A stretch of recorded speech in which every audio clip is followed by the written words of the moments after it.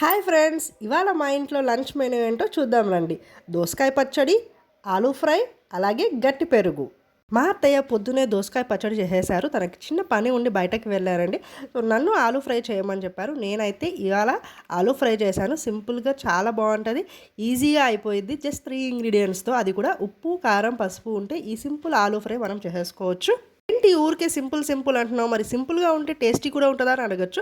చాలా టేస్టీగా ఉంటుంది. రెగ్యులర్ మనం చేసుకునే ఆలూ ఫ్రై కంటే కూడా ఇది చాలా టేస్టీగా ఉంటుంది. మీరు పప్పుచారు చేసుకోండి, లేకపోతే సాంబార్ చేసుకోండి, లేకపోతే రసం, పెరుగు పచ్చడి, ఇలా రోటి పచ్చడి ఏది చేసుకున్నా దాని కాంబినేషన్లో ఈ ఆలూ ఫ్రై చాలా బాగుంటుందండి. పర్ఫెక్ట్గా సెట్ అయ్యిద్ది. మనం ఏ కర్రీ చేసుకున్నా కూడా. బ్యాచిలర్స్కి అయితే చాలా సింపుల్గా చేసేసుకోవచ్చు. ఇవాళ నేను హ్యాపీగా వేడివేడి అన్నంలో నెయ్యి వేసుకొని, దోసకాయ పచ్చడి వేసుకొని, అండ్ పక్కన ఈ ఆలూ ఫ్రైతో ఎంజాయ్ చేసేస్తున్నాను. మరి మీరేం తిన్నారో కామెంట్